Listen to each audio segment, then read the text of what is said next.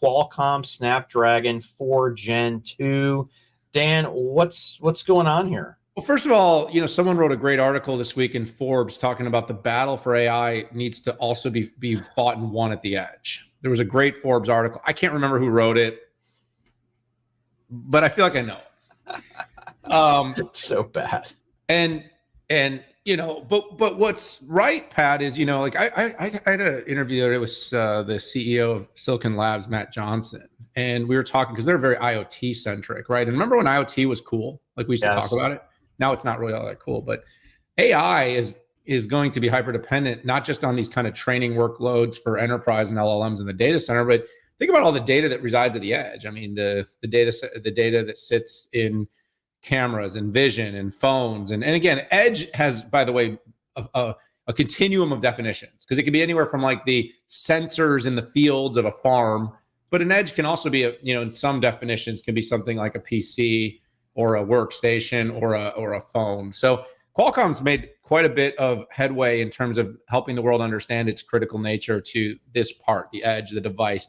And one of the things that the company does, while it's very well known for its kind of ultra premium tier devices, is Qualcomm has a pretty strong ambition to be democratizing the, more than 40% of the world that really still isn't fully connected all the time. And part of that ability to do that comes down to, yes, the critical infrastructure, but also creating devices that can be more affordable. While we all like to kind of drool over the new Apple devices, those devices cost months of salary, months of pay for people in lower economic standings and in other parts of the world. And of course, even here in the US and in Europe, across Asia, there is a subset of the population that do not want to spend $2,000 or getting close to $2,000 US dollars to buy a smartphone. And so Qualcomm, I think it was about a year ago, launched the Snapdragon 4 Gen 1. And the idea is to help the manufacturers, the Oppo, the Xiaomi's, the Samsungs, to be able to create more compelling lower end entry devices that still offer most of the features. And this is what I think is really good, is the company's continuing to make it lower power, give it better battery life, higher performance, improved audio, an improvement in the 5G RF modem, which, by the way, is a big part of making 5G beneficial. You and I have another conversation to have at some point about why 5G is stalled.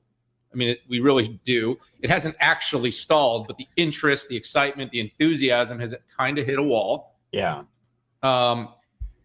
It came with some updates to the ISP. We all know that people, whether they're buying low-end cameras or phone cameras, I just call them cameras, because for a lot of people, why they have their phone is it's an all-day long camera, right? It's the ability to document your journey and share it on social media. You need connectivity.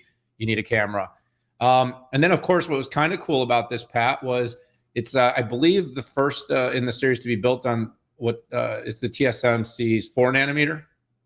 So we always talk about 5, 7, 5, and 3, and they're actually building this on 4. The other thing that was, that they did that I thought was pretty good was they increased the frame rate. So the display is going to be really good for high definition visual, and then quick charge. And Pat, I think you and I can both agree, nothing more frustrating than sitting around waiting for a charge on your device. As devices age, that tends to get worse. So the quicker we can get them charged back up for use, the better. So it's a fairly comprehensive offering.